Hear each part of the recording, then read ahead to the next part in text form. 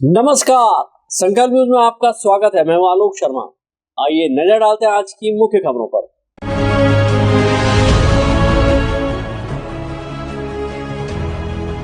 लोकार्पण के 15 दिन में ही धंसी रेलवे की 3 ब्रिज।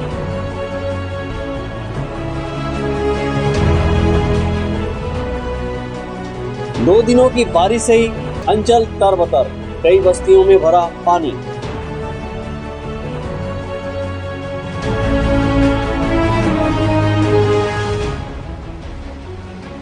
और पुलिस का मानवीय कार्य। अब खबरें विस्तार से। गुणवत्ताहीन निर्माण कार्य के चलते राजनांदगांव डूंगरगढ़ रेल मार्ग पर हाल ही में लोकार्पित हुए रेलवे ओवरब्रिज की अप्रोच रोड पकवाड़े भर में ही धंस गई। पहली बारिश में ही सड़क पर पड़ी भ्रष्टाचार की मोटी दरारें साफ दिखाई दे रही है। लगभग 22 से 26 करोड़ की लागत से निर्मित मुद्रा, अलीवाड़ा और धनगांव की रेलवे ओवरब्रिज भ्रष्टाचार की भेंट चढ़ गई है। इन तीनों ओवरब्रिज की सड़कें पहली बारिश भी नहीं झेल पाई और इसकी सड़क धंसकर फटने लगी है। पुल की सड़क पर लगभग 100 मीटर तक मोटी मोटी दरारें पड़ गई है। हाल ही में इन तीनों ओवरब्रिज का लोकार्पण किया गया था। 2 दिनों की बारिश में ही अलीवाड़ा, मुरमा और बरगा रेलवे ओवरब्रिज की सड़क फटने लगी। इन रेलवे ओवरब्रिज में भी लंबी लंबी दरारें नजर आने लगी है। बरगा रेलवे ब्रिज पर तो लगभग 100 मीटर के क्षेत्र में अप्रोच रूट 2 हिस्सों में बढ़ गई। यहाँ लगभग 2 फीट गहरी और 5-6 इंच चौड़ी दरारें सड़क के बीचों बीच बन गई, जिससे सड़क 2 हिस्सों में बढ़ गई। आज सुबह पुल की सड़क धंसने की जानकारी मिलने पर स्थानीय लोगों की भीड़ जमा हो गई। इसके बाद मौके पर रेलवे के इंजीनियर और निर्माण कंपनी के संचालक भी पहुंच गए। पुल की सड़क पर डामर धंसने और लंबी दरार पड़ने के बाद इसकी लीपापोती के लिए सड़क पर दरारों को कंक्रीट से भरा जाने लगा, जिसका स्थानीय लोगों ने विरोध किया। पहली बारिश में पुल की सड़क धंसकर फटने के मामले को लेकर स्थानीय लोगों ने इसके निर्माण कार्य की गुणवत्ता को लेकर सवाल उठाए। ग्राम बरगा निवासी चतुर यादव ने कहा कि इस पुल की जांच कराई जाए और संबंधित इंजीनियर, ठेकेदार एवं इनके संरक्षण देने वाले नेताओं पर भी कार्रवाई की जाए। हमारे गांव में जो अभी नवनिर्मित ब्रिज बने हैं वो बीचे बीच 2 फाके पट गए और ऐसे बटे है कि वो काम अपन वाला समझ में नहीं आते और वही तरफ से हमन पढ़े जात रहे उतना स्थिति में नहीं रही से अभी नवनिर्मित बने हैं। और मैं हमारे गांव कभी लड़का मन जात हो तरफ से हमारे खेती किसानी भी हवे। ऐसी स्थिति हवे कि अगर कोई छोटे से अगर जानवर भी जाए ना तो जगह धस के खत्म हो सकते। और अभी वहाँ की भी ऐसी स्थिति है कि जो अभी नेता शासन प्रशासन में जो काम करत ना अभी लीपा पोती बा जाके वही का बोलते सीमेंट के चूरा उरा लगा के डोब के रखत हो मन। तो ये पूरा सरासर गलत होते भाई। हमारे लिए ये सब चीज बताए हम कलेक्टर साहब के पास आ रहे हैं। वो हम लोग जानकारी दी से कि ऊपर नागपुर में कोई साहब हवे तेला कोई जानकारी दे हैं आके अपन हिसाब से छानबीन करे की। पुल की सड़क पर पड़ी दरारों की वास्तविक स्थिति जानने के लिए यहाँ पर ड्राई डिजाइन तैयार करने वाले इंजीनियर और अन्य अधिकारियों के द्वारा भी निरीक्षण किया जाना है। लेकिन इससे पहले ही आज सुबह डामर की सड़क पर दरारों में कंक्रीट भरने का काम किया जाता रहा। पुल की सड़क धंसने के मामले को लेकर बरगा पहुंचे निर्माण कंपनी के डायरेक्टर राजेंद्र सिंह घई का कहना है कि बारिश की वजह से मिट्टी सेटल होने के चलते ऐसा हुआ होगा। बीच में पानी रिसाव होने की वजह से गड्ढा होना दिख रहा है। उन्होंने कहा कि वास्तविक जानकारी ब्रिज डिजाइन करने वाले तकनीकी इंजीनियर ही बता सकते हैं। फॉल्ट में जो अभी तक तो हम लोग ने जितना किया कि दोनों साइड की जो मिट्टी है सेटलमेंट होने का चांसेस थोड़ा सा दिख रहा है, जिसके कारण बीच में कैविटी टूटा है, जिसके कारण वहाँ पानी का रिसाव होने के कारण उसने रास्ता अपना ज़्यादा बना के और उसको ज़्यादा ख़राब कर दिया और उसको अभी रेक्टिफाई कर रहे हैं। आफ्टर बारिश जो भी होगा उसको पूरा निकाल के दोबारा से रेक्टिफाई करके उसको ठीक करेंगे, क्योंकि वो हार्डली ऊपर का जो लहर है 1-1.5 फुट का उसमें फटा हुआ है, तो उसके हिसाब से हम रेक्टिफाई करेंगे। सर, दरार के हिसाब से ऐसा पुल धसकने का खतरा? जी नहीं, दरार उसका पुल धसकने के लिए नहीं हुआ, वो लाइटली सेटलमेंट हुई है कि पानी का फाउंडेशन में पानी जाने के कारण वो हो सकता है। अभी तक तो वही दिख रहा है कि साइड में मिट्टी सेटल हुई थी, जिसके कारण थोड़ा बहुत दबा है, तो उससे वो रेक्टिफाई हो जाएगा। पुल की सड़क धंसने की जानकारी मिलने पर मौके पर पहुंचे रेलवे के assistant division engineer Mithilesh Kumar ने कहा कि दोनों ओर से पानी फाउंडेशन के भीतर जाने से दरार हुआ है। माइनर सेटलमेंट की वजह से ऐसा होना दिखाई दे रहा है। इसे दोबारा बनाकर ठीक करवा दिया जाएगा। इसमें खतरे की कोई बात नहीं है। एक्चुअली क्या है, पहली बार बारिश होती है तो जो भी वाइड्स होते हैं उसमें पानी के जाने के कारण थोड़ा बहुत सेटलमेंट होता है, वो माइनर ही है। इसको जो है हम लोग रेक्टिफाई करेंगे तो ये 1 या 2 बारिश तक में जो है ये अच्छा कॉम्पैक्ट हो जाएगा, तो ठीक हो जाएगा। अभी क्या है, अगर मान लेते हैं ये अभी ख़राब हुआ है, इसको दोबारा हम लोग बना देंगे तो सही हो जाएगा। मतलब रेलवे पूरी सावधानी बरत रही है कि इसमें कोई प्रॉब्लम ना हाँ, हो। वो हम लोग ये देख रहे हैं कि मतलब और कोई रीज़न तो नहीं है, पानी के अलावा और कोई रीज़न है। हमारा टेक्निकल टीम जो है कल पहुंच रही है, तो सब डिज़ाइनर वगैरह सब बुला रहे हैं, उनसे पूरा करेंगे। हमारे उच्चाधिकारी भी आ रहे हैं। इधर पहली ही बारिश में रेलवे की 3 पुल की सड़क धंसने की सूचना मिलते ही रेलवे प्रशासन में भी हड़कंप मच गया। सोमवार दोपहर को डीआरएम ने प्रभावित सेतु का निरीक्षण कर जांच करवाने की बात कही। अमित चटर्जी के साथ हफीज खान, संकल्प न्यूज। नीट पेपर लीक मामले को लेकर अखिल भारतीय कांग्रेस कमेटी द्वारा राहुल गांधी के नेतृत्व में चलाए जा रहे छात्रों की गूंज अभियान को लेकर जिला कांग्रेस द्वारा स्थानीय प्रेस क्लब में प्रेस कॉन्फ्रेंस आयोजित की गई। प्रेस कॉन्फ्रेंस में जिला कांग्रेस कमेटी के अध्यक्ष विपिन यादव ने कहा कि पेपर लीक, प्रतियोगी परीक्षाओं में अनियमितता, भर्ती प्रक्रियाओं में देरी तथा बढ़ती बेरोजगारी के मुद्दे कांग्रेस द्वारा प्रमुखता से उठाए जा रहे हैं।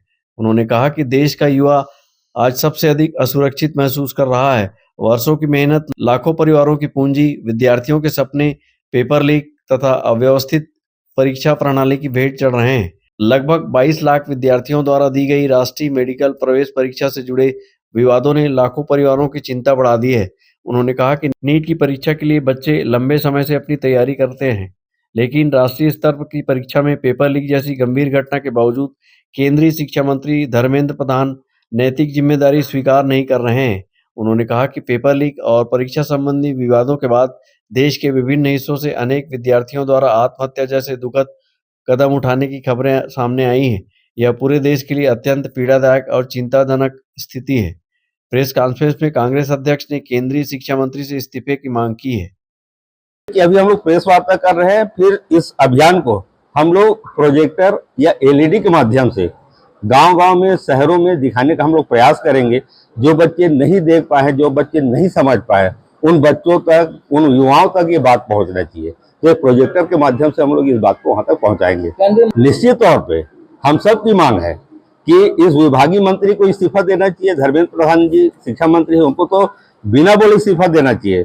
देखिए, हमारे कांग्रेस की जब सरकार थी, ट्रेन की दुर्घटनाएं या प्लेन की दुर्घटना होती थी तो लोगों को इस्तीफा मांगना नहीं पड़ता, वो स्वयं ही इस्तीफा देते थे। इस विषय पर इस देश के प्रधानमंत्री मोदी जी को भी अपना बात रखना चाहिए, क्योंकि राष्ट्रीय स्तर का ये था, परीक्षा था, और इसमें प्रधानमंत्री का चुप रहना, शिक्षा मंत्री का चुप रहना, ये बहुत गंभीर विषय है, सोचने वाली बात है। और इसमें हम जब जिला कांग्रेस कमेटी की ओर से मांग कर रहे हैं कि इसमें गहन जांच हो, सीबीआई से इनकी जांच कराई जाए। प्रेस कॉन्फ्रेंस में कांग्रेस द्वारा बताया गया कि राहुल गांधी द्वारा चलाए जा रहे छात्रों की गूंज अभियान को लेकर कांग्रेस कमेटी प्रोजेक्टर के माध्यम से गांव-गांव तक पहुंचकर इस अभियान के तहत युवाओं को जागरूक करेगी। कांग्रेस नेताओं ने कहा कि कांग्रेस पार्टी युवाओं के अधिकारों की लड़ाई आगे भी पूरी मजबूती के साथ लड़ती रहेगी। प्रेस कॉन्फ्रेंस के दौरान विधायक हर्षिता स्वामी बघेल, जिला कांग्रेस उपाध्यक्ष रमेश डाकलिया, कांग्रेस प्रवक्ता अनीस खान, कुतुबुद्दीन सोलंकी, पंकज बांधव, दुर्गेश द्विवेदी, शिशुपाल भारती, विजयराज चौहान, क्रांति बंजारे, मतीन खान, विष्णु लोधी, अमित अग्रवाल, अकील मेमन सहित अन्य कांग्रेसजन उपस्थित थे। अमित चटर्जी के साथ ब्यूरो रिपोर्ट, संकल्प न्यूज। अब वक्त ब्रेक का। ब्रेक के बाद आप देखेंगे 2 दिनों की बारिश से ही अंचल तरबतर।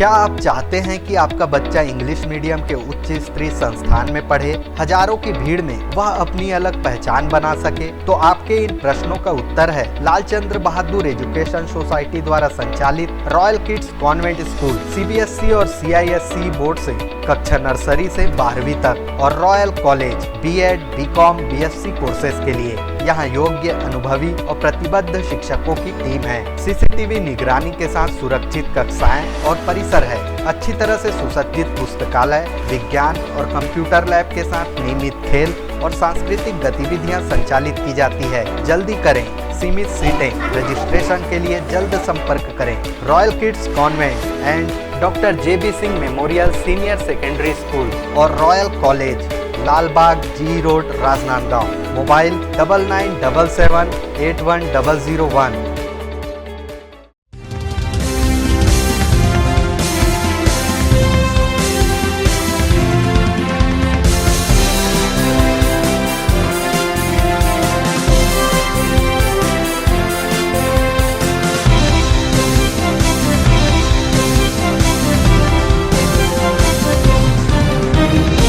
ब्रेक के बाद आपका स्वागत है। जेठ का महीना सूखे में बीतने के बाद आषाढ़ के शुरुआती हफ्ते में 2 दिनों की बारिश से शहर सहित जिले के कई क्षेत्र जलमग्न हो गए। बंगाल की खाड़ी में बने कम दबाव का असर राजनांदगांव जिले में देखने को मिल रहा है। शनिवार दोपहर से रुक रुक कर मध्यम से तेज बारिश हो रही है। बारिश के चलते सड़कों में सन्नाटा पसरा हुआ है। वहीं शहर के कई क्षेत्र में पानी भरने से लोगों को समस्याएं भी हो रही है। बारिश पूर्व नाला सफाई की सिर्फ औपचारिकता किए जाने के चलते नाले नालियों का पानी सड़क से होकर लोगों के घरों में घुस गया। वहीं नाले नालियों का कचरा सड़क पर आ गया। देर रात से हुई तेज बारिश की वजह से सुबह उठते ही लोगों ने आसपास जल भराव देखा। बारिश की वजह से जिला अस्पताल परिसर के समीप जल भराव हो गया। यहाँ डॉक्टर कॉलोनी जिला अस्पताल परिसर में लगभग 3 फीट तक पानी भर गया। यहाँ CT स्कैन कक्षा में भी पानी भर गया। अस्पताल परिसर के आसपास पानी भरने से आने वाले मरीजों और राहगीरों को समस्या हुई। रुक रुक कर हो रही बारिश में शहर के कई निचली बस्तियों में पानी भरा हुआ है। शहर के भरकापारा, चिखली, बसंतपुर, लखोली, बजरंगपुर नवागांव, रामनगर, मोतीपुर, रेवाड़ी, इंदिरानगर, अभिनंदन कॉलोनी, मुहारा, दीनदयाल नगर, नया ढाबा, कनारपुरी सहित अन्य क्षेत्रों के कुछ बस्तियों में पानी भरने की वजह से लोगों को समस्याएं हुई। कई जगह पानी लोगों के घरों के भीतर तक घुस गया। शहर में लगातार 10 घंटे से बारिश हो रही है, जिसके चलते कि कुछ क्षेत्र जो पहले से हमारे आइडेंटिफाइड एरिया है, तो वहाँ पे जल भराव की स्थिति हुई है और निगम की टीम लगातार लगी हुई है और जल निकासी का हम प्रयास कर रहे हैं। कई जगह ड्रेनेज सिस्टम ड्रेनेज सिस्टम चौक होने की वजह से कहीं भी जल भराव की स्थिति नहीं है। सभी नाले, सभी नालियों का बरसात के पहले हम लोगों द्वारा सब 2 राउंड की सफाई की गई है, जिससे सभी नाले और सभी नालियां अपनी फुल कैपेसिटी में बह रही है। हाँ, रात भर से जो बारिश हुई है, अतिवृष्टि के कारण पूरे हॉस्पिटल के अंदर आप देख ही सकते हैं पानी भरा हुआ है। अच्छी बात यह है कि अभी तक वार्ड्स में पानी नहीं पहुंचा है और पेशेंट और वार्ड्स जो है अभी सूखे हैं। 20 करोड़ रुपए खर्च कर ऊंचाई भी बढ़ाई गई थी, लेकिन ड्रेनेज सिस्टम फल नजर आ रहा है। अतिवृष्टि हुई है सर पानी की, तो छोटा सा ड्रेन है, जितना उसकी कैपेसिटी है उसके हिसाब से पानी आउट कर रहे हैं। हम अभिनंदन कॉलोनी के जो रहवासी हैं, रात भर बहुत ज्यादा पानी आया और ये मंडी तरफ से जो पानी आ रहा है, यह पानी का कोई निकासी सिस्टम नहीं है, जिसके कारण पूरी रोड देखिए ब्लॉक हो गई है और समझ ही नहीं आ रहा है, घरों के अंदर पूरा पानी घुस रहा है। रोड का है पूरे जो 4-4 फीट के जो प्लॉटिंग हुई है, पूरे इतने गड्ढे हैं कि पूरा पानी भर गया। ऐसा लग रहा है जैसे पूरी कॉलोनी में बाढ़ आ गई है और न ही तो इसका कोई प्लाटों का भरान किया गया है और न ही कोई पानी निकासी का सही ड्रेनेज सिस्टम है। एक हमने कॉलोनी में प्लॉट इसलिए लिया था कि हमको ये पानी के निकासी वगैरह की पर्याप्त सुविधाएं मिलेगी, लेकिन आज ये स्थिति है कि चारों तरफ देखिए बाढ़ टाइप का मंजर है और तरह तरह के जीव जंतु निकल रहे हैं, जिसमें हमारे कॉलोनी के रहवासियों को बहुत मतलब एक तरह का जीवन का संकट भी है और भय से सारे कॉलोनी के लोग व्याप्त हो गए कि ऐसे में हम इस कॉलोनी में कैसे सुरक्षित रहें। हम ना पिछले कई सालों से कॉलोनी की व्यवस्था को लेकर एक लड़ाई लड़ रहे हैं, पर व्यवस्था जब रात होती है तो बिजली नहीं है, दिन होता है तो पानी नहीं है और बरसात हुई है तो नाली नहीं है। और जो ये मूलभूत सुविधाएं हैं, एक कॉलोनाइजर की एक मूलभूत सुविधाएं हैं कि जल, बिजली और पानी और निकासी की व्यवस्था वो प्रॉपर करके एक कॉलोनी को हैंडओवर करे। पर आज की व्यवस्था, पहली बारिश के बाद हम सब ये चीज देख रहे हैं और मीडिया को बुलाकर या आप लोगों को बुलाकर ये बात करना अब इसलिए जरूरी हो गया है क्योंकि हमारी अब कोई सुन नहीं रहा है। तो हम सभी से, चाहे वो प्रशासन हो, चाहे वो कॉलोनाइजर हो, चाहे इससे रिलेटेड जितने भी लोग प्रशासन से जुड़े हुए हैं, उनको हम अपनी समस्या से अवगत कराना चाह रहे हैं कि आज पहली बारिश के बाद हमारी कॉलोनी का जो हाल है वो एक नदी तालाब जैसा हो गया है। मतलब हमने इतने महंगे उसमें दामों में यहाँ जमीन ली और अपना एक आलीशान, सब अपना अपना एक अच्छा घर बनाना चाह रहे हैं, सबका एक सपने का घर बनना चाह रहे हैं, लेकिन उस सपने के घर में जो पानी फिरा है ना, वो आप खुद आज देख सकते हैं, उसके प्रत्यक्षदर्शी हैं और प्रत्यक्ष को प्रमाण क्या, जो ये प्रत्यक्ष आप देख रहे हैं कि कितनी असुविधाएं यहाँ पे है, जिसके कारण आज हम सब लोगों को इतना तकलीफ हो रही है। बादलों के सक्रिय होते ही बारिश का इंतजार कर रहे किसानों को भी राहत मिली है। जिले के कई किसानों ने अपने खेत में जुताई कर ली थी, लेकिन बुआई का कार्य के लिए बारिश की राह तक रहे थे। शुक्रवार शाम से ही शुरू हुई बारिश के बाद अब किसान खेतों की ओर लौटने लगे हैं। बारिश सक्रिय होने से खेती किसानी के कार्य में तेजी आ रही है, लेकिन मानसून की शुरुआती बारिश नहीं होने के चलते खेती पिछड़ गई। वहीं धान की अच्छी पैदावार नहीं होने को लेकर किसानों की चिंता भी बनी हुई है। अमित चटर्जी के साथ हफीज खान, संकल्प न्यूज। कानून व्यवस्था के लिए तत्पर रहने वाली बसंतपुर पुलिस की मानवीय कार्य की सराहना हो रही है। बारिश में बेसहारा मिली वृद्धा को बसंतपुर पुलिस ने घर पहुंचाया, नई साड़ी, भोजन और आवश्यक सहायता भी उपलब्ध कराई। बसंतपुर थाना पुलिस को ग्राम हल्दी में लगभग 75 वर्षीय एक वृद्ध महिला लगातार बारिश में भीगते हुए एवं ठंड से कांपते बैठे होने की सूचना मिली। सूचना मिलते ही थाना बसंतपुर पुलिस तत्काल मौके पर पहुंची और वृद्ध महिला को सुरक्षित अपने संरक्षण में लिया। उसे नई साड़ी दिलाई। थाने की महिला स्टाफ ने अपनात्व दिखाते हुए बुजुर्ग महिला को साड़ी पहनाई, भोजन कराया और उनके परिजनों को तलाश कर उन्हें घर तक पहुंचाया। पूछताछ के दौरान वृद्ध महिला ने अपना नाम पुसईबाई जोगी, पति स्वर्गीय समोलिया जोगी, उम्र 75 वर्ष, निवासी ग्राम सोनेसरार, थाना खैरागढ़ बताया। इसके पश्चात थाना बसंतपुर पुलिस ने ग्राम सोनेसरार के कोटवार से संपर्क कर महिला की पहचान की पुष्टि की। जांच में पता चला कि वृद्ध महिला पिछले कुछ दिनों से अपने घर से निकलकर इधर उधर भटक रही थी। पुलिस अधीक्षक सुश्री अंकिता शर्मा के मार्गदर्शन एवं निर्देशन में प्रभारी निरीक्षक एमन साहू के नेतृत्व में वृद्ध महिला पुसईबाई जोगी को सकुशल उसके परिजनों एवं बहू श्रीमती राम दुलारी जोगी एवं नाती अनुज जोगी के सुपुर्द किया गया। इस पूरे कार्रवाई में महिला प्रधान आरक्षक मेनका साहू, आरक्षक राजेश बंदेश्वर एवं आरक्षक रुपेंद्र वर्मा की भी महत्वपूर्ण भूमिका रही। ब्यूरो रिपोर्ट, संकल्प न्यूज। आज की खबरों में बस इतना ही। हमें दीजिए इजाजत। नमस्कार।